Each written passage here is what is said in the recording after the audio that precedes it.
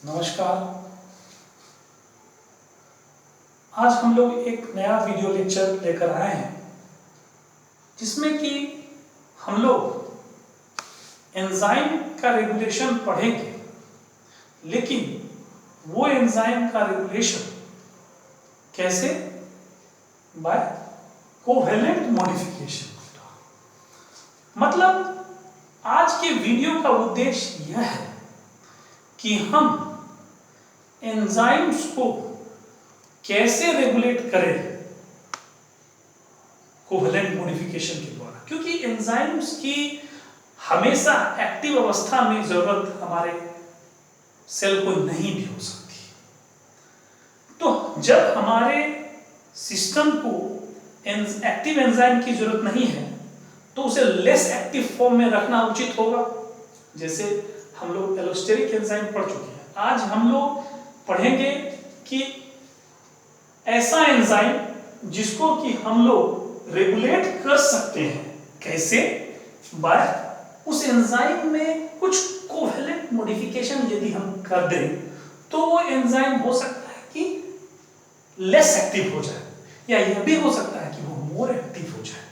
और इसी आधार पर हम लोग कह रहे हैं कि लेस एक्टिव, किसी एंजाइम का लेस एक्टिव या मोर एक्टिव होना या बनाना कैसे कोवेलेंट मॉडिफिकेशन करके हम लोग देखेंगे आज।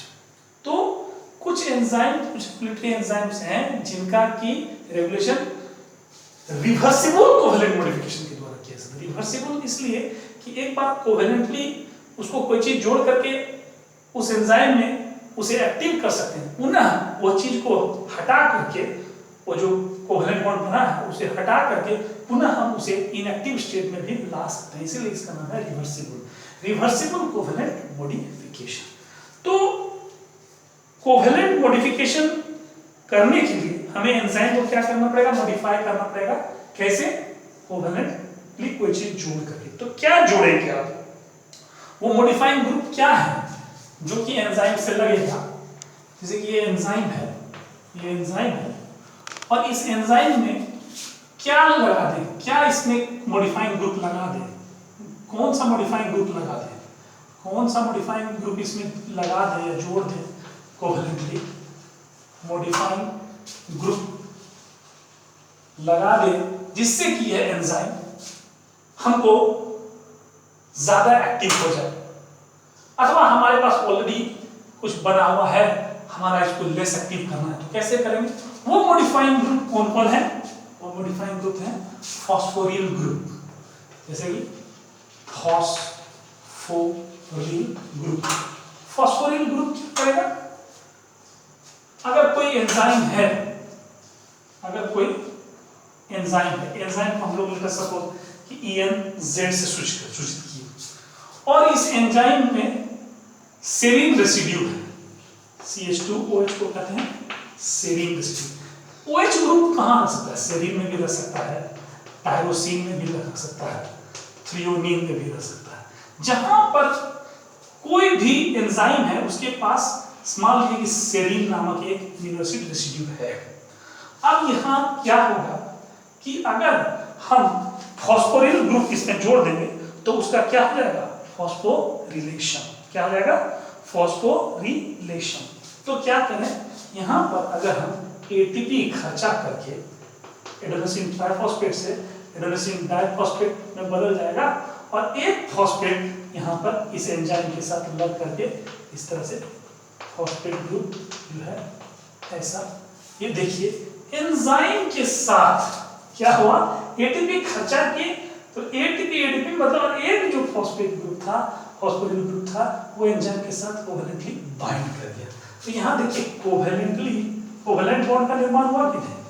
तो कोवेलेंट बॉन्ड का निर्माण हुआ, तो इसका मतलब एंजाइम का कोवेलेंट मॉडिफिकेशन कर दिया। अब एंजाइम का अगर कोवेलेंट मॉडिफिकेशन कर देंगे तो एंजाइम का गुण बदल जाएगा। वो क्या हो जाएगा? मतलब एंजाइम फॉस्फोरिलेट हो गया। हम इसको ऐसे कह सकते हैं कि एंजाइम फॉस्फोरिलेशन हो गया, फॉस्फोरिलेशन ऑफ एंजाइम हो गया। फॉस्फोरिलेशन एक शब्द है, फॉस्फोरिलेशन। तो फॉस्फोरिलेशन किसका हो गया? एंजाइम का। कैसे? क्योंकि एंजाइम में बहुत तरह के एमिनो एसिड रेसिड्यू हैं, लेकिन उसमें से यहाँ पर सेरीन रेसिड्यू है जिसमें कि फंक्शनल ग्रुप लास्ट में OH रहता है। तो ये क्या करके किया कि ATP से एक फॉस्फोरिल ग्रुप को इसमें जोड़ दिया एंजाइम में कोवैलेंट बॉन्ड के द्वारा। और अब ये एंजाइम हो सकता है कि पहले ये एंजाइम लेस एक्टिव रहा होगा, हो सकता है, हम जरूरी नहीं कि ये पहले लेस एक्टिव हो, अभी हो सकता है कि मोर एक्टिव एंजाइम हो गया हो। और हमको मेरे शरीर में ज्यादा एक्टिव वाला एंजाइम चाहिए हमको, क्योंकि हमको कुछ चीज की कमी है हमारे शरीर में, हमारे शरीर में हमें ज्यादा बनाना है। तो अब यह एंजाइम मोर एक्टिव फॉर्म हो गया, तो अब ये जल्दी काम करेगा और जो प्रोडक्ट बनाना चाहते हैं वो जल्दी बनाएगा। तो इसका मतलब क्या है कि कोवैलेंट मॉडिफिकेशन करके हम लोग क्या करना चाह रहे हैं, कोवैलेंट मॉडिफिकेशन करके हम लोग एंजाइम को हम लोग रेगुलेट करने की जा रहे हैं, मतलब लेस एक्टिव से मोर एक्टिव फॉर्म में बदलना चाह रहे हैं, या इसका उल्टा भी हो सकता है, मोर एक्टिव से लेस एक्टिव फॉर्म में बदलना। तो फॉस्फोरिल ग्रुप का जुड़ना हमारा क्या एंजाइम को कोवैलेंटली मॉडिफाई कर दिया। क्योंकि देखिए जब भी कोई एंजाइम मॉडिफाई होता है तो आप समझ लें कि उसके कॉन्फॉर्मेशन में चेंज होगा, कॉन्फॉर्मेशन और उसका स्ट्रक्चर में चेंज होगा। और जब उसके स्ट्रक्चर में चेंज होगा, उसके कैटालिटिक साइट पर चेंज हो जाएगा, कैटालिटिक एक्टिव साइट चेंज हो जाएगा, एक्टिव साइट स्ट्रक्चर में चेंज होगा, एक्टिव साइट का स्ट्रक्चर में चेंज, और एक्टिव साइट का स्ट्रक्चर में चेंज होगा, उसका फंक्शन में भी चेंजेस आएगा। और फंक्शन का चेंज हो जाएगा कैसे, कन्फर्मेशन चेंज होने से, एक्टिव साइट में चेंज होने से फंक्शन चेंज कर जाएगा, और वो लेस एक्टिव से मोर एक्टिव या मोर एक्टिव से लेस एक्टिव हो जाएगा। ये जरूरी नहीं है कि फॉस्फोरिलेशन कर देने से, फॉस्फोरिलेशन करने के उपरांत जरूरी नहीं है कि कोई लेस एक्टिव मोर एक्टिव हो जाए। कभी कभी ऐसा हो सकता है कि मोर active form less active form में बदल जाएगा। तो इस तरह के मॉडिफिकेशन को हम लोग कोवैलेंट मॉडिफिकेशन कहते हैं। तो एक तो है फॉस्फोरिलेशन, जरूरी नहीं कि खाली फॉस्फोरिलेशन, लेकिन चूंकि सेल में मौजूद 1/3 से लेकर के 1/2 मतलब 50% तक एंजाइम फॉस्फोरिलेशन के द्वारा ही मॉडिफाई होता है, इसीलिए इसको हम ज्यादा पढ़ें। ऐसा नहीं है कि केवल फॉस्फोरिलेशन की घटना ही होती है कोवैलेंट मॉडिफिकेशन के द्वारा, जी नहीं। हो सकता है कि किसी एंजाइम का जो है कि एडिनिलाइजेशन हो जाए, किसी का यूरिडिलाइजेशन हो जाए, किसी का ADP राइबोसिलेशन हो जाए, किसी भी तरह के से मॉडिफिकेशन हो सकता है। लेकिन हम लोग फॉस्फोरिलेशन पर विशेष बल आज के वीडियो में देंगे।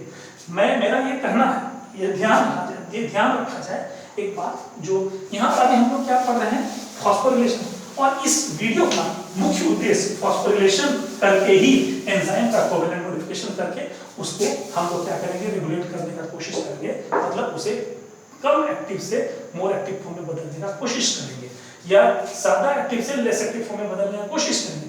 लेकिन यह जरूरी नहीं है कि ये मॉडिफायर केवल फॉस्फोरिल ग्रुप हो सकता है।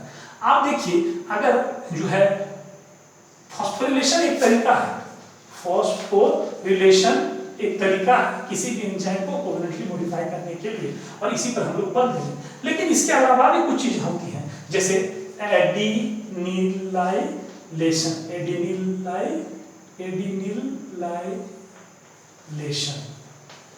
एडिनिलाइलेशन, उससे यूरिडिलाइलेशन है ना। उसी तरह से हमारा ADP है ना, राइबोसिलाइज जो भी है, ADP राइबोस का जुड़ना, तो यूरिडिलाइलेशन।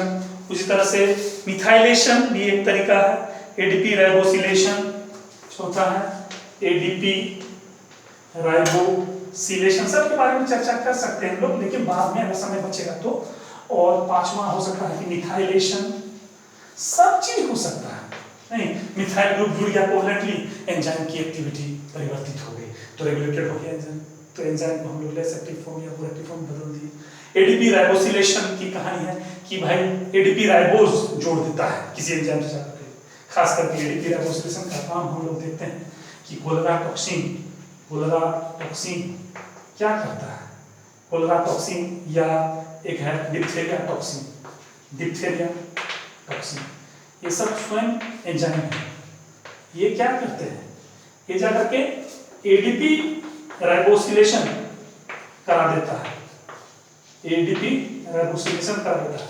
किसका, इलोंगेशन फैक्टर, ये अगर वो डिप्थेरिया टॉक्सिन है तो इलोंगेशन फैक्टर 2 का, इलोंगेशन फैक्टर 2 जो यूकेरियोट में इनोवेशन करने के लिए इंपॉर्टेंट फैक्टर है, उसका जाकर के क्या कर देगा, एडीपी राइबोसिलेशन करा देगा इसका इनोवेशन फैक्टर 2 का।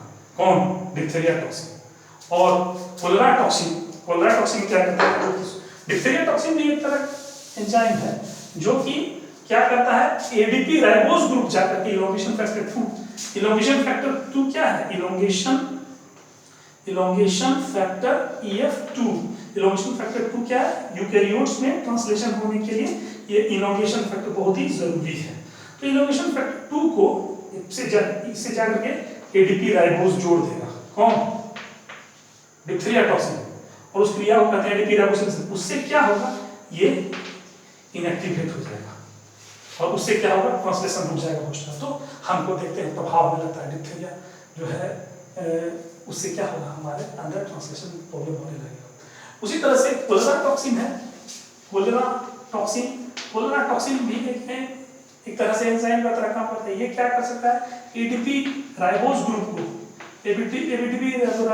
को मतलब एडीपी राइबोसिलेशन कराता है इसका, जी प्रोटीन का। और फिर फर्दर हम लोग देखेंगे कि ये किस तरह से हमारे अंदर ऐसा चेंजेस लाता है जिससे कि हमारा शरीर का सॉल्ट जो है वगैरह ये और निकलने लगता है, उसके कारण से वाटर का लॉस हो जाता है। और जानते हैं आप कि कोलेरा का अन्य क्या सिम्टम है। तो इस तरह से अगर किसी प्रोटीन में या किसी एंजाइम में हम लोग एडीपी राइबोसिलेशन करा देंगे तो भी देखेंगे क्या कि उस प्रोटीन का जो है एक्टिविटी घट या बढ़ाई जा सकती है। इसको कहते हैं क्या, कोवेलेंट मॉडिफिकेशन।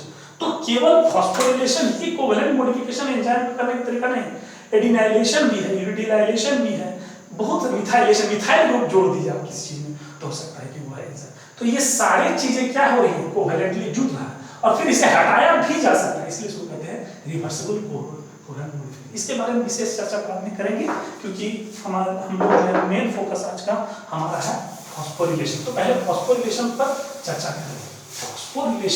फॉस्फोरिलेशन के द्वारा कैसे एंजाइम को कोवेलेंटली मॉडिफाई करते हैं।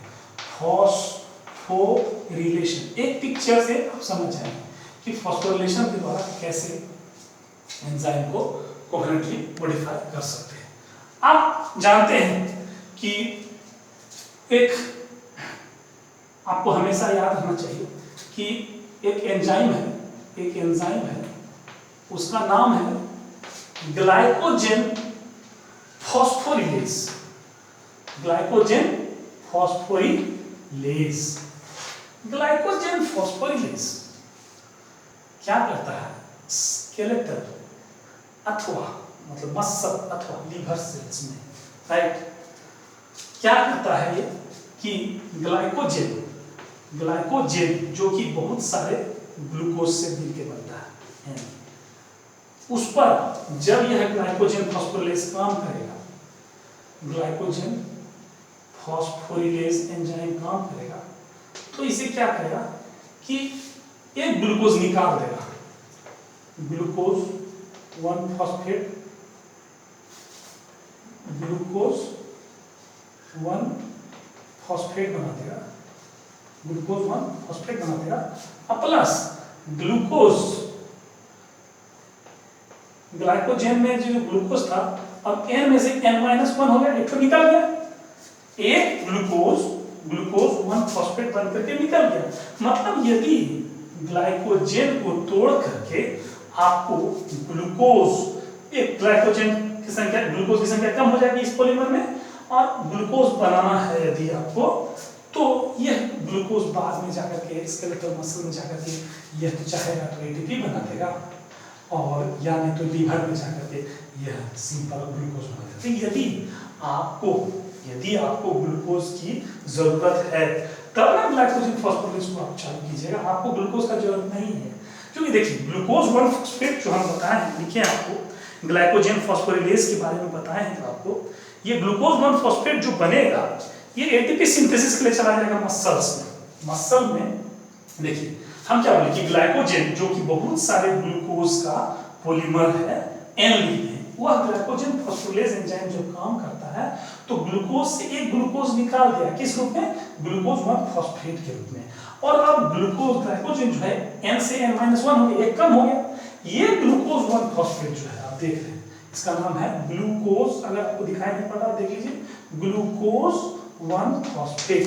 यह ग्लूकोज 1 फॉस्फेट क्या कर सकता है, ये चला जाएगा मसल सेल में, और मसल सेल में यह एटीपी के रूप में एटीपी बनने में मदद करेगा, अथवा यह लीवर में जाकर के यह ग्लूकोज बन जाएगा। तो अगर हमको एटीपी चाहिए या यदि हमको ग्लूकोज चाहिए, तब हम इस ग्लाइकोजन फॉस्फोलिपेज को चाहेंगे कि यह एक्टिव रहे और जल्दी से जल्दी मेरा एटीपी और ग्लूकोज का निर्माण हो। लेकिन हमारे पास ऑलरेडी बहुत ग्लूकोज है, हमारे पास ऑलरेडी बहुत एटीपी है, हम क्यों इस एंजाइम को एक्टिव रख करके बर्बाद करें? तो हमको इस ग्लाइकोजन फॉस्फोलिपेज को इनएक्टिव रखना पड़ेगा। तो यही देखेंगे कि कैसे ग्लाइकोजन फॉस्फोलिपेज को कोवेलेंट मॉडिफिकेशन मतलब फॉस्फोरिलेशन करा करके इसको लेस एक्टिव से मोर एक्टिव और मोर एक्टिव से less active depending upon the situation हम कर सकते हैं। आप देखिए बस एक पिक्चर और ये समाप्त हो जाएगा, आप समझ जाएंगे। देखिए मान लेते हैं ये, ठीक ना, ये एंजाइम है, क्या नाम है इसका? ग्लाइकोजन फॉस्फोलिपेज। सॉरी बढ़िया से नहीं बन पाया, अच्छे से बना लो। ये एंजाइम है, मान लिया जाए, इसके 2 सब यूनिट्स हैं और इसका नाम है, लेट अस सपोज इस तरह से ये स्ट्रक्चर, ये एंजाइम है, इसका नाम है ग्लाइकोजन फॉस्फोलिपेज। ग्लाइकोजन फॉस्फोलिपेज अभी पता है ग्लाइकोजन फॉस्फोलिपेज का क्या काम है, आपको तुरंत पता है अभी इसके पीछे में। अब ये ग्लाइकोजन फॉस्फोलिपेज जो है, यह यहाँ पर सेरीन रेसिड्यू है, सेरीन रेसिड्यू में क्या रहता है? CH2OH, याद है? तो यहाँ पर सेरीन रेसिड्यू है CH2OH, वो पता है सेरीन रेसिड्यू का ही फॉस्फोलिपेज वाला है। अभी ये फॉस्फोलिपेज जो है लेस एक्टिव फॉर्म में है, less active form, less active, इसकी एक्टिव नहीं है, इसकी जरूरत नहीं है हमारे शरीर में, क्योंकि हमारे पास बहुत ग्लूकोज है, बहुत एटीपी है, हम क्यों ग्लाइकोजन फॉस्फोलिपेज को एक्टिव रखते हैं? लेस एक्टिव फॉर्म है। Less active form of glycogen phosphorylase is called glycogen phosphorylase B। क्या कहते हैं इसको? glycogen phosphorylase B या phosphorylase B सीधा करते हैं, ग्लाइकोजन नहीं लिखेंगे, सीधा हम इसको लिख देते हैं phosphorylase B। क्या लिख दिए? phosphorylase B। ये less active form of enzyme है। ये एंजाइम क्या है? Less active form of enzyme है। अगर हम किसी तरह से इसको एटीपी खर्चा कर दें, तो एटीपी खर्चा कर दिए, 2 एटीपी खर्चा कर दिए और 2 इनऑर्गेनिक फॉस्फेट निकल, 2 एटीपी बनके निकल गया, तो यहाँ पर क्या है? 2 इनऑर्गेनिक फॉस्फेट अभी भी बाकी है। 2 इनऑर्गेनिक फॉस्फेट कहाँ चला गया? देखिए मैं बताता हूँ, 2 इनऑर्गेनिक फॉस्फेट यहाँ चला गया। ये एंजाइम अब एक्टिव हो जाएगा इस तरह से, देखिए अपना स्ट्रक्चर बदल देगा और स्ट्रक्चर थोड़ा सा देखिए टेढ़ा हो गया, ऐसे हो गया, कॉन्फॉर्मेशन चेंज हो गई। और अब आप देखिएगा यहाँ पर जो है, यहाँ पर जो आपका मतलब यहाँ ऐसे स्ट्रक्चर को चेंज करके बताते हैं, ये देखिए ऐसे, देखिए कॉन्फॉर्मेशन में चेंज आ गया, सीधा थोड़ा टेढ़ा हो गया, कॉन्फॉर्मेशन चेंज हो गया। और यहाँ पर जो इसका CH2OH था, CH2OH अब वो क्या बन गया? CH2OP, फॉस्फेट ग्रुप जुड़ गया ना, CH2OH हट गया, वहां पर फॉस्फेट, एक इनऑर्गेनिक फॉस्फेट यहाँ जुड़ा और एक इनऑर्गेनिक फॉस्फेट CH2OP, एक फॉस्फेट। जब फॉस्फेट ग्रुप जुड़ता है तो कॉन्फॉर्मेशन में चेंज आ जाता है और वह मोर एक्टिव फॉर्म में बदल जाता है। वो क्या बदल जाता है? मोर एक्टिव फॉर्म में बदल जाता है। यह है लेस एक्टिव फॉर्म, यह है more active form, more active form of phospholipase को कहते हैं फॉस्फोलिपेज ए से एक्टिव, ए से, तो ऐसे याद रखिए फॉस्फोलिपेज ए रूप जो है जिसमें कि सेरीन रेसिड्यू है, सेरीन याद है ना, सब बहुत सारे एंजाइम हैं लेकिन यहाँ पर है सेरीन रेसिड्यू मौजूद है और सेरीन रेसिड्यू में क्या रहता है? फंक्शन ग्रुप OH रहता है, CH2OH। अब इसके 2 सेरीन रेसिड्यू जो 2 सबयूनिट्स पर हैं वो फॉस्फोरिलेटेड हो गए, किसकी मदद से? फॉस्फोरिलेशन होने के लिए जो एंजाइम लगता है, 2 ये होता है फॉस्फोरिलेज काइनेज, जो कहते हैं इस एंजाइम का क्या नाम हो गया? फॉस्फोरिलेज फॉस्फोरिलेज काइनेज। काइनेज जब भी लगा जाएगा समझ जाइएगा कि फॉस्फोरस ग्रुप फॉस्फेट ग्रुप मिला हमको, लेकिन एटीपी खर्च करने से। जब एटीपी से एक फॉस्फेट ग्रुप दो एटीपी खर्चा किया, दो फॉस्फेट ग्रुप यहाँ पे लग गया, हमारा क्या दिक्कत है, दो एटीपी खर्चा किए तो दो फॉस्फेट ग्रुप आके लग गया। और जैसे दो फॉस्फेट ग्रुप आके लगा और ये दोनों फॉस्फेट ग्रुप को कौन लाने वाला, क्या एक एंजाइम, उसका नाम है काइनेज, फॉस्फोरिलेज काइनेज। और इस एंजाइम को एक्टिव बनाने के लिए, इस लेस एक्टिव एंजाइम फॉस्फोरिलेज बी को मोर एक्टिव एंजाइम, देखिए ये है लेस एक्टिव एंजाइम फॉस्फोरिलेज बी, समझिए बात को, ये है मोर एक्टिव एंजाइम फॉस्फोरिलेज ए। हमको शरीर में ग्लूकोज की कमी है, हमको जो है एटीपी की कमी है, हम चाहते हैं कि जैसे कमी होगा तो हमको चाहिए क्या कि ग्लाइकोजन फॉस्फोरिलेज को एक्टिव बनाना। तो ग्लाइकोजन फॉस्फोरिलेज एक्टिव ग्रुप कौन है, फॉस्फोरिलेज ए। तो फॉस्फोरिलेज ए में बदलना चाहते हैं लेस एक्टिव फॉस्फोरिलेज बी को, लेस एक्टिव फॉस्फोरिलेज बी को यदि आप मोर एक्टिव फॉस्फोरिलेज ए में बदलना चाहते हैं तो आपको एक एंजाइम लगेगा काइनेज। काइनेज क्या करता है, एटीपी से छीन लेता है फॉस्फेट को, इस पर आके लगाता है, दो एटीपी खर्चा के तो दो फॉस्फेट आके लगा दिए, जैसे दो फॉस्फोरिलेज मैंने इसका क्या हो गया, फॉस्फोरिलेशन, इसी को कहते हैं। देखिए फॉस्फोरिलेशन हम लिखे थे, कोवेलेंट मॉडिफिकेशन, यहाँ पर क्या हो गया, फॉस्फोरिलेशन। तब फॉस्फोरिलेशन यहाँ पर भी हुआ कि नहीं, यहाँ पर भी क्या हुआ है, फॉस्फोरिलेशन। तो जब फॉस्फोरिलेशन हुआ कैसे, तो कोवेलेंटली जुटा फॉस्फेट ग्रुप, तो इसीलिए कहते हैं कि कोवेलेंट रूप से फॉस्फोरिलेशन हुआ तो एंजाइम क्या कर गया, लेस एक्टिव से मोर एक्टिव फॉर्म में बदल गया। और लेस एक्टिव से मोर एक्टिव फॉर्म में बदलेगा तो इसका मतलब क्या है कि एंजाइम का हम रेगुलेशन कर सकते हैं। क्यों, अब जैसे मोर एक्टिव फॉर्म में बदलेगा वो खूब ग्लाइकोजन को तोड़ना शुरू कर देगा और हमको ढेर सारा ग्लूकोज अथवा एटीपी जो हमारे शरीर को जरूरत थी वो हमको मिलना शुरू हो जाएगा। बात समझ रहे हैं। तो इसी को कहते हैं एंजाइम का, कौन से एंजाइम का, ग्लाइकोजन फॉस्फोरिलेज का रेगुलेशन कर रहे हैं हम लोग। कैसे, कोवेलेंट मॉडिफिकेशन। वो कोवेलेंट मॉडिफिकेशन क्या हुआ है, अभी यहाँ पर राइबोसिलेशन नहीं हुआ है, यहाँ पर मिथियाइलेशन नहीं हुआ है, यहाँ यूरिडाइलेशन नहीं हुआ है, यूरिडिलाइलेशन नहीं हुआ है, यहाँ पर एडिनिलाइलेशन नहीं हुआ, यहाँ पर क्या हुआ है, फॉस्फोरिलेशन हुआ है। तो फॉस्फोरिलेट करके इसको एक्टिव बताती है। बात समझ में आ रहा है, ये एक्टिव। अब हम फिर चाहते हैं कि हमारे शरीर में बहुत सारा ग्लूकोज बन गया, बहुत सारा एटीपी बन गया, ढेर सारा ग्लाइकोजन टूट गया, हमको तोड़ने की जरूरत है, फजूल क्यों हम ग्लाइकोजन तोड़े। तो आप बंद करना चाहते हैं तो क्या करना पड़ेगा, मोर एक्टिव एंजाइम को लेस एक्टिव एंजाइम में फिर बदलना पड़ेगा कि नहीं आपको। तब मोर एक्टिव एंजाइम को लेस एक्टिव एंजाइम में फिर बदलने के लिए ये फॉस्फेट को काट करके हटा दीजिए, कोवेलेंट बॉन्ड को तोड़ दीजिए। कैसे कीजिएगा, तो वाटर, पानी, दो मॉलिक्यूल पानी दीजिए। जैसे आप वाटर देंगे तो वाटर क्या करेगा, दो इनऑर्गेनिक फॉस्फेट आपका हटा देगा। ये जो फॉस्फेट ग्रुप है इसको क्या कर दिया, हटा दिया। देखिए ऐसे हम चूज करते हैं, जैसे वाटर दिए आप तो क्या हो गया, ये फॉस्फेट हाइड्रोलिसिस हो गया, मतलब कोवेलेंट बॉन्ड फॉस्फेट का खत्म हो गया और पुनः जो है वह OH ग्रुप ले लिया। और जैसे OH ग्रुप लिया तो क्या हो गया, फिर से वो क्या बन गया, इनएक्टिव हो गया, लेस एक्टिव हो गया। तो इस तरह से यहां पर भी एक एंजाइम लगा, यदि फॉस्फोरिलेट करने के लिए एक एंजाइम लगा काइनेज, तो डीफॉस्फोरिलेट करने के लिए भी कोई एंजाइम लगेगा। उस एंजाइम का नाम क्या है, फॉस्फोरिलेज फॉस्फेटेज। याद रहे, फॉस्फेटेज ऐसा एंजाइम है जो कि फॉस्फेट को हटाता है, उसको कहते हैं फॉस्फेटेज। तो इसका नाम क्या होगा, फॉस्फोरिलेज। एंजाइम का क्या नाम होगा, इस एंजाइम का क्या नाम होगा, फॉस्फोरिलेज रिलेज ग्लाइकोजन फॉस्फोरिलेज नाम, फॉस्फेटेज। याद रहे, दो ही नाम याद रखना आपको, ठीक है। ग्लाइकोजन, समझ रहे हैं, ग्लाइकोजन किसमें बदल गया था, ग्लाइकोजन जो है यहां पर देखिए फॉस्फेट को हटाने का काम जो करता है फॉस्फेटेज, फॉस्फेट को जलाने का काम कौन करता है, काइनेज।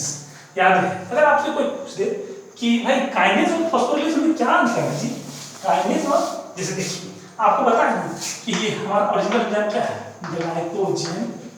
ग्लाइकोजन फॉस्फोरिलेज एंजाइम, यही है, यही एंजाइम है जी, ग्लाइकोजन फॉस्फोरिलेज। ये एंजाइम क्या करेगा, हमारे ग्लाइकोजन को और इनऑर्गेनिक फॉस्फेट कहां से, सराउंडिंग सेल से लाइए, और तब ये ग्लाइकोजन फॉस्फोरिलेज ग्लूकोज में ग्लाइकोजन टूट जाएगा।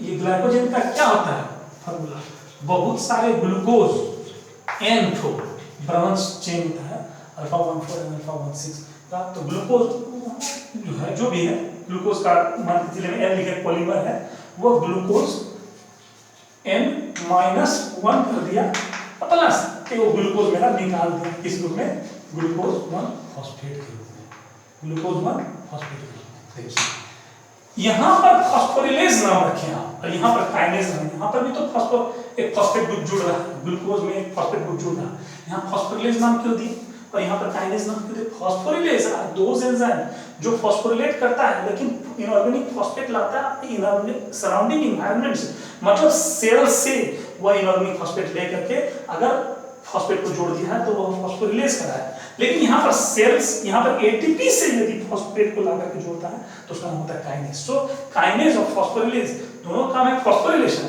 लेकिन काइनेज में एटीपी टूटता है, वो एटीपी जो है हमारा टूट के एटीपी बनता है, वहां से जो फॉस्फेट निकलता है उससे जुड़ता है।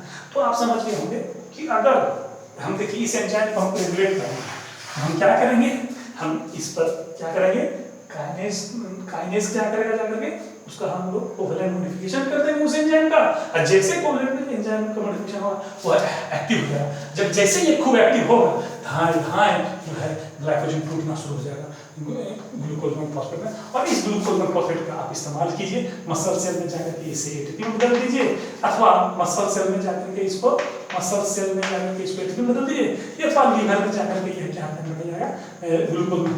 अब जो है ग्लूकोज का इस्तेमाल कीजिए, जो भी करना है कीजिए आप, है ना, समझ रहे हैं?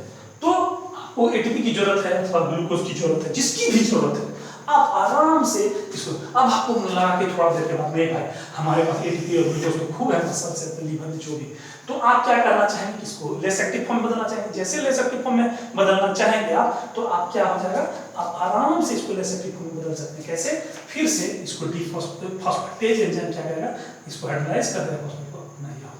तो इस तरह से हम देखते हैं कि how covalent modification helps in the regulation of certain enzymes, है ना। ये हमारा समाप्त हो गया आज का ये टॉपिक। लेकिन आपके मन में कभी कभी प्रश्न उठ सकता है कि क्या फॉस्फोरिलेशन ही एक तरीका है, फॉस्फोरिलेशन से ही केवल हम लोग कोवैलेंट मॉडिफिकेशन करके एंजाइम को लेस एक्टिव या मोर एक्टिव बदल सकते हैं, कोई और तरीका नहीं है क्या? और अगर तरीका है तो क्या है? जैसे कि हम एक बार बताए थे आपको कि हम आपको बताए थे, ये समझ गए ना कि कैसे कोवैलेंट मॉडिफिकेशन आप कर सकते हैं। और कोवैलेंट मॉडिफिकेशन करने में जो मॉडिफायर है केवल फॉस्फोरिल ग्रुप ही नहीं, केमिकल कोवैलेंट मॉडिफिकेशन कर सकते हैं। हाँ, इसका नाम रिवर्सिबल क्यों रखा? रिवर्सिबल इसलिए रखा, एक काइनेज देकर के हम उसको अगर फॉस्फोरिलेट कर सकते हैं तो फॉस्फेटेज देकर के उसे हम फिर से पुनः क्या कर सकते हैं, फॉस्फेटेज देकर के हम फॉस्फोरिल ग्रुप को हटा भी सकते हैं। तो चूंकि कोवैलेंट बॉन्ड बना भी सकते हैं और हटा भी सकते हैं, इसलिए इसका नाम था कोवैलेंट मॉडिफिकेशन ऑफ एंजाइम, जो रिवर्सिबल में क्या लिखे थे, रिवर्सिबल कोवैलेंट मॉडिफिकेशन। अब देखिए कोवैलेंट मॉडिफिकेशन हम लोग पहला पढ़ लिए, फॉस्फोरिलेशन पढ़ लिए, जिसमें कि भाई कोई एंजाइम है जिस पर कि सेरीन, थ्रियोनीन अथवा टायरोसिन नामक एमिनो एसिड है उसके साइड में, तो क्या करेगा, उस एंजाइम में जो OH मौजूद है या CH2OH मौजूद है, जो भी है उसके साथ फट से हमारा फॉस्फोरिल ग्रुप आ जाता था। और फॉस्फोरिल ग्रुप एटीपी खर्चा करते थे, तो एटीपी खर्चा करके हम लोग क्या करते थे, एटीपी खर्चा करके अभी दिखा है ना, तो एटीपी खर्चा कर दिए, एटीपी बदल दिए, और वहां पर ये एंजाइम कन्वर्ट हो गया किसमें, CH2 है ना, वो इस तरह से बदल गया। आपने देखा है ना। तो यहां पर ये मत समझिए कि इसमें कोवैलेंट मॉडिफिकेशन क्या हुआ है कि फॉस्फोरिलेशन, तो ये मत समझिए, हमेशा ये ना समझा जाए कि फॉस्फोरिलेशन का मतलब होता है कि कोई एंजाइम को जो है लेस एक्टिव से मोर एक्टिव। ये जरूरी नहीं है कि फॉस्फोरिलेशन का मतलब कि less active form of enzyme को मोर एक्टिव फॉर्म में बदलना ही जाता है, ऐसा बात नहीं। कहीं कहीं फॉस्फोरिलेशन होने से मोर एक्टिव लेस एक्टिव में बदल, लेकिन रेगुलेशन वन जी। उसी प्रकार दूसरा, जैसे कि आपसे कोई बोल दे कि एडिनिलाइजेशन के द्वारा भी कोवैलेंट मॉडिफिकेशन हो सकता है। हाँ, एडिनिलाइजेशन के द्वारा भी कोवैलेंट मॉडिफिकेशन कुछ नहीं है। एडिनिलाइजेशन में क्या है, कोई एंजाइम है जिस पर कि से टायरोसिन रेसिड्यू है, इस पर क्या है, टायरोसिन रेसिड्यू है। तो इस एंजाइम में क्या करेंगे, एटीपी खर्चा करेंगे, और एटीपी खर्चा करके हम लोग ADP में बना करके हम दो इनऑर्गेनिक फॉस्फेट निकाल दिए। तो अभी भी मेरे पास क्या है, एडेनोसिन और एवोफॉस्फेट अभी भी बाकी है, बात समझ रहे हैं। तब क्या क्या होगा, एंजाइम यहाँ लिखा रहेगा, यहाँ तो एंजाइम लिखा रहेगा, और इसके बाद एडेनोसिन पहले बना दीजिए, यहाँ पर रहेगा एडेनिन और यहाँ पर रहेगा HOH, यहाँ पर रहेगा HOH और यहाँ पर क्या रहेगा HCH2। याद है एडेनोसिन का आपको स्ट्रक्चर, यहाँ पर रहेगा CH2O और यहाँ पर एक फॉस्फेट जोड़ दीजिए। तो यहाँ पर ऐसे लिख दीजिए एंजाइम और यहाँ पर फॉस्फेट दे दीजिए। तो क्या देखते हैं, क्या देखे हम, जाहिर है कि यहाँ पर जो हम लोग देख रहे हैं, क्या देख रहे हैं कि यहाँ पर एंजाइम का कोवेलेंट मॉडिफिकेशन हो गया। एंजाइम का कोवेलेंट मॉडिफिकेशन क्या हुआ, एडिनो, देखिए एडेनिन और शुगर प्लस फॉस्फेट, इसको क्या कहते हैं, एडिनिलाइजेशन। इतना सा चीज आके जुड़ गया, आपको नहीं समझ में आ रहा, इस एंजाइम से, ये एंजाइम से इतना बड़ा चीज जुड़ गया। क्या जुड़ गया, एडेनिन शुगर प्लस फॉस्फेट। तो इसीलिए इसको हम कहते हैं एडिनिलाइजेशन। ये ग्रुप जुड़ गया तो हो गया एडिनिलाइजेशन। अगर वहीं पर अगर तो उससे भी एंजाइम को हम लोग लेस एक्टिव या मोर एक्टिव बन सकता है। ऐसे जैसे फॉस्फोरिलेशन होने से कोई एंजाइम जो है रेगुलेट हो सकता है, उसी प्रकार एडिनिलाइजेशन होने से भी कोई एंजाइम जो है उसी तरह से कोई एंजाइम अगर है और अगर उस पर एटीपी ना करके यूटीपी अच्छा करके उसको TPI कर दे, और यहाँ पर वही सब चीज बताइए, खाली यहाँ पर एडेनिन की जगह क्या लिख दीजिएगा, एडेनिन की जगह क्या लिख दिया, यूरिडीन, तो वो हो जाएगा यूरिडिनाइलेशन। तो क्या हो जाएगा, यूरिडिनाइलेशन। और सब चीज वही रखिएगा, एंजाइम रहेगा, फॉस्फेट रहेगा और यहाँ पर शुगर, यहाँ एडेनिन, तो यूरिडिनाइलेशन। उसी तरह से मिथाइल ग्रुप अगर जोड़ दीजिएगा तो मिथाइलेशन, मिथाइल ग्रुप जोड़ दीजिएगा। इस तरह से हम लोग पाते, या ADP राइबोस जोड़ दिए तो ADP राइबोसिलेशन, जैसा कि हम बताएं शुरू के लेक्चर में विद कोलेराटॉक्सिन, और जो है कोलेराटॉक्सिन कैसे काम करता है, या डिप्थेरिया टॉक्सिन कैसे काम करता है, या डायनाइट्रोजन रिडक्टेज जो कि बायोलॉजिकल नाइट्रोजन फिक्सेशन के लिए बहुत जरूरी, वो सब में ADP राइबोसिलेशन के द्वारा कोवेलेंट मॉडिफिकेशन हो सकता है। सो कोवेलेंट मॉडिफिकेशन का, so the purpose of our this lecture was कि कोवेलेंट मॉडिफिकेशन करके किसी एंजाइम में हम उस एंजाइम की एक्टिविटी को लेस एक्टिव या मोर एक्टिव कर सकते हैं, डिपेंडिंग अपॉन द सेल की नीड कैसी है। और वह कोवेलेंट मॉडिफिकेशन या तो हम फॉस्फोरिलेशन से कर सकते हैं या फिर हम एडिनिलाइजेशन से कर सकते हैं। जब ये चीज ग्रुप जुड़ जाएगा एंजाइम से, तो एंजाइम के स्ट्रक्चर में चेंज होगा, कन्फर्मेशन में चेंज होगा, तो उसके एक्टिव साइट में चेंज होगा, तो उसके फंक्शन में चेंज होगा, और फंक्शन जैसे चेंज करेगा तो वो लेस एक्टिव से मोर एक्टिव या मोर एक्टिव से लेस एक्टिव फॉर्म में चेंज होगा। इसी प्रकार से रेगुलेशन या यूरिडिलाइजेशन से या मिथाइलेशन से या ADP राइबोसिलेशन से, बहुत तरीका है। देख लीजिए चौथी लास्ट में हम बता रहे हैं ADP राइबोसिलेशन से भी कोवेलेंट मॉडिफिकेशन हो सकता है, या नहीं तो मिथाइलेशन से भी कोवेलेंट। तो कोवेलेंट मॉडिफिकेशन करने का तरीका बहुत है, लेकिन चूंकि most of the eukaryotic enzyme में फॉस्फोरिलेशन से ही मॉडिफिकेशन है, उसकी हम विशेष चर्चा की। I hope you understood how certain regulatory enzymes are regulated by reversible covalent modification of those enzymes. So, thank you so much for listening.